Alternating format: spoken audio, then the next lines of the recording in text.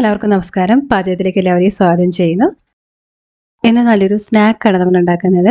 നല്ല spicy and tasty ആയിട്ടുള്ള ഒരു ചിക്കൻ ഫില്ലിങ്ങോട് കൂടിയിട്ടുള്ള നല്ലൊരു റെസിപ്പിയാണ്. ഇപ്പോൾ ഇതെങ്ങനെയാണ് നമുക്ക് നോക്കാം. ആദ്യം തന്നെ ഈ ഫില്ലിങ്ങിനായിട്ടുള്ള ചിക്കൻ ഒന്ന് മാരിനേറ്റ് ചെയ്ത് വെക്കണം. ഞാനിവിടെ 250 ഗ്രാം ചിക്കൻ എല്ലില്ലാതെ മുറിച്ചെടുത്ത് വെച്ചിട്ടുണ്ട്. ഇതിലേക്ക് 1/2 ടീസ്പൂൺ ഉപ്പ്, 1/2 ടീസ്പൂൺ കുരുമുളക് പൊടി, 1/2 ടീസ്പൂൺ മുളക് പൊടി, ഇനി 1/4 ടീസ്പൂൺ മഞ്ഞൾപ്പൊടി, 2 ടീസ്പൂൺ ചെറുനാരങ്ങ നീര് ഇത്രയും ചേർത്തിട്ട് നന്നായിട്ടൊന്ന് പുരട്ടി വയ്ക്കുക.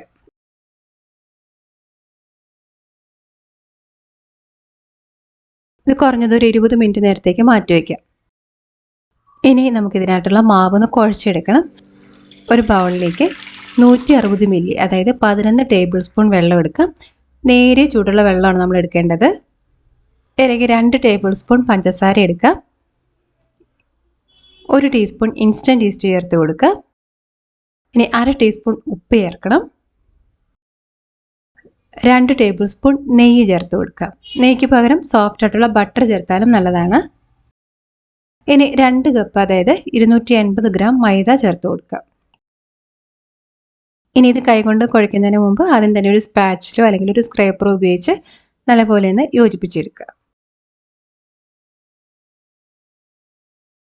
എല്ലാം ഒന്ന് യോജിച്ച് വന്നാൽ കൈ ഉപയോഗിച്ചിട്ടൊരു ബോൾ പോലെ ആക്കിയെടുക്കാം. ഇനി ഇത് നമ്മുടെ കൗണ്ടർ ടോപ്പിലേക്ക് ഇട്ടിട്ട് നല്ലപോലെ ഒന്ന് തേച്ച് കുഴച്ചെടുക്കാം. ഒരു 5 മിനിറ്റോളം ഇതൊന്ന് കുഴച്ചെടുക്കാം.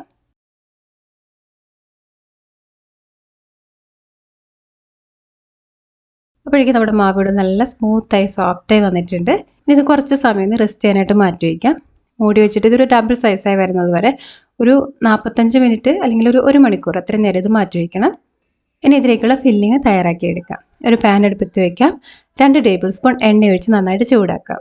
ഇതിലേക്ക് ഇഞ്ചി, വെളുത്തുള്ളിയും പച്ചമുളകും കൂടി ചതച്ചത് ചേർത്ത് കൊടുക്കാം. ഒരു ചെറിയ കഷ്ണം 1 ഇഞ്ച് വലുപ്പത്തിലുള്ള ഇഞ്ചിയും 6 അല്ലി വെളുത്തുള്ളിയും 4 പച്ചമുളകും കൂടി നന്നായിട്ട് ചതച്ചെടുത്തിട്ടുള്ളതാണ്.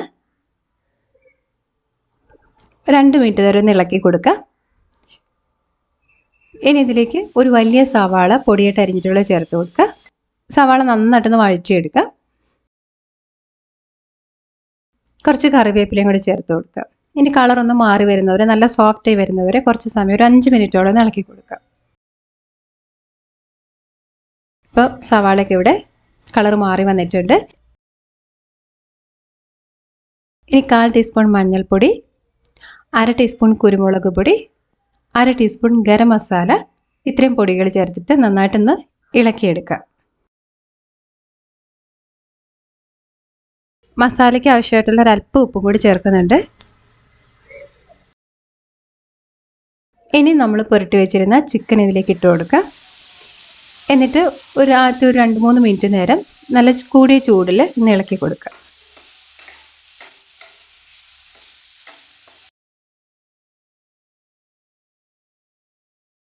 ഇനി തീ ഒന്ന് കുറച്ച് വയ്ക്കാം. എന്നിട്ട് ഇത് മൂടി വെച്ചിട്ട് ഒരു 5 മിനിറ്റും കൂടി വേവിച്ചെടുക്കാം.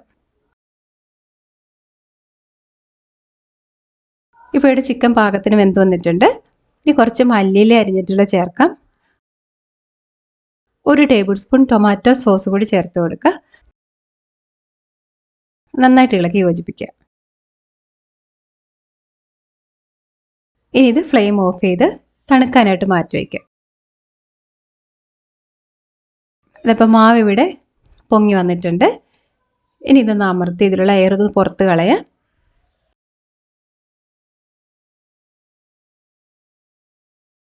എന്നിട്ടിത് റെസ്റ്റ് ചെയ്തിരുന്ന വശം മുകളിലാകുന്ന രീതിയിൽ ഇതൊന്ന് ടക്ക് ചെയ്തെടുക്കുക. ഇതുപോലെ. ഇനി നമ്മുടെ കൗണ്ടർ ടോപ്പിൽ കുറച്ച് പൊടി വെതറി കൊടുത്തിട്ട് ഈ മാവ് ഇതിലേക്ക് വെച്ച് കൊടുക്കാം. അതായത് ആ ടക്ക് ചെയ്ത ഭാഗം മുകളിലേക്ക് വരുന്ന രീതിയിലാണ് നമ്മൾ വെക്കുന്നത്.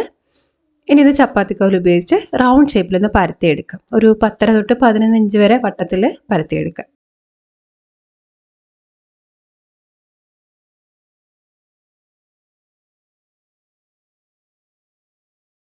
ഇനി ഇത് 8 പാർട്ടായിട്ടൊന്ന് മുറിച്ചെടുക്കാം.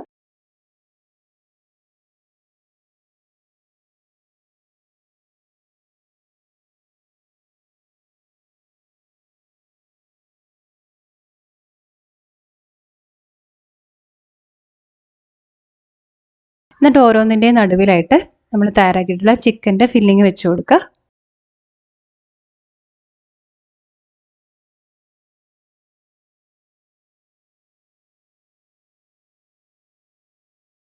ഇനി മുകളിലായിട്ട് അല്പം ചീസ് വെച്ച് കൊടുക്കാം. ഞാൻ മൊസറല്ല ചീസും ചെദ്ദാർ ചീസും കൂടെ ബ്ലെൻഡ് ആയിട്ടുള്ളതാണ് ഉപയോഗിച്ചിട്ടുള്ളത്. ആവശ്യാനുസരണം വെച്ച് കൊടുക്കുക.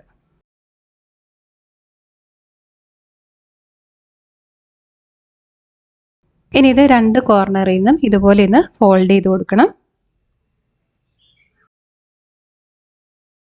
എന്നിട്ട് ഈ അറ്റം ഇതുപോലെ എടുത്ത് ഇതേപോലെ ഇങ്ങനെ ജോയിൻ ചെയ്തെടുക്കാം. ഇങ്ങനെ നമുക്ക് സിമ്പിളായിട്ട് ഇത് ഷേപ്പ് ചെയ്തെടുക്കാൻ പറ്റും.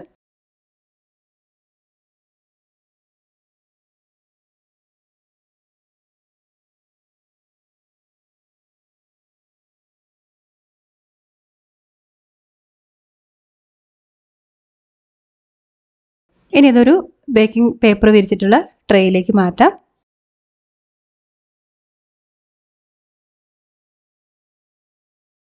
ഇനി ഇതൊരു പ്ലാസ്റ്റിക് റാപ്പ് ഉപയോഗിച്ച് ഒന്ന് മൂടി വയ്ക്കാം. ഇതിൽ കുറച്ച് എണ്ണ തടവി കൊടുത്തിട്ടുണ്ട്. ഇത് ഈ മാവിലൊട്ടി പിടിക്കാതിരിക്കാൻ വേണ്ടിയിട്ടാണ്. ഇനി ഇതൊരു 30 മിനിറ്റ് നേരം റെസ്റ്റ് ചെയ്യാനായിട്ട് മാറ്റി വയ്ക്കാം. ഇപ്പോൾ ഇവിടെ ഒരു 30 മിനിറ്റ് കഴിഞ്ഞിട്ടുണ്ട്. ഇതിവിടെ പാകത്തിന് ഫെർമെൻ്റായി വന്നിട്ടുണ്ട്. ഇത് പാകത്തിനായി കഴിഞ്ഞാൽ ഇതിൽ നമ്മളൊന്ന് വിരലുകൊണ്ട് അമർത്തിയാൽ അത് തിരിച്ചു പൊങ്ങി വരാതെ അങ്ങനെ അമർത്ത തന്നെ ഇരിക്കും. ഇപ്പോൾ ഇത് പാകത്തിനായിട്ടുണ്ട്. ഇനി നമുക്കിത് ബേക്ക് ചെയ്യുന്നതിന് മുമ്പ് ഇതിന് മുകളിൽ എഗ് വാഷ് കൊടുക്കാം. ഒരു മുട്ടയിലേക്ക് അല്പം പാൽ ചേർത്തൊന്ന് മിക്സ് ചെയ്തിട്ട് ഇതിന് മുകളിലൊന്ന് തേച്ച് കൊടുക്കാം. ബേക്ക് ചെയ്യുമ്പം നല്ലൊരു കളർ കിട്ടാൻ വേണ്ടിയിട്ടാണ്. പിന്നെ ഒരു ഭംഗിക്ക് വേണ്ടിയിട്ട് ഇതിന് മുകളിൽ കുറച്ച് പോപ്പി സീഡ്സ് വിതറി കൊടുക്കുന്നുണ്ട്. ഇത് വേണം നിർബന്ധമില്ല കേട്ടോ. ഇനി കുറച്ച് മല്ലിയില ഒന്ന് ചെറുതായിട്ട് അരിഞ്ഞിട്ട് മുകളിൽ നിന്ന് വിതറി കൊടുക്കുന്നുണ്ട്. ഇനി ഇത് ബേക്ക് ചെയ്യാനായിട്ട് വയ്ക്കാം. ചൂടാക്കി ഇട്ടിട്ടുള്ള ഓവനിൽ 190 ഡിഗ്രി സെൽഷ്യസിൽ 20 തൊട്ട് 25 മിനിറ്റ് വരെ ഒരു സമയമാണ് നമുക്ക് ബേക്ക് ചെയ്യാനായിട്ട് വേണ്ടി വരുന്നത്. നമുക്ക് സ്റ്റൗ ടോപ്പിൽ ഇത് ബേക്ക് ചെയ്തെടുക്കാം കേട്ടോ. ബ്രെഡും പണ്ണും ഒക്കെ സ്റ്റൗ ടോപ്പിൽ എങ്ങനെ ചെയ്യണം എന്നുള്ള വീഡിയോ ഞാൻ നേരത്തെ അപ്ലോഡ് ചെയ്തിട്ടുള്ളതാണ്.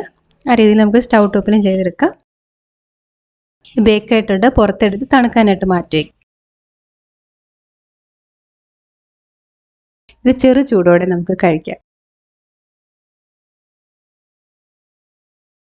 നല്ല സ്പോഞ്ചി ആയിട്ടുള്ള ബ്രെഡും അതിൻ്റെ ഉള്ളിൽ നല്ല സ്പൈസി ആയിട്ടുള്ള ചിക്കൻ ഫില്ലിങ്ങും.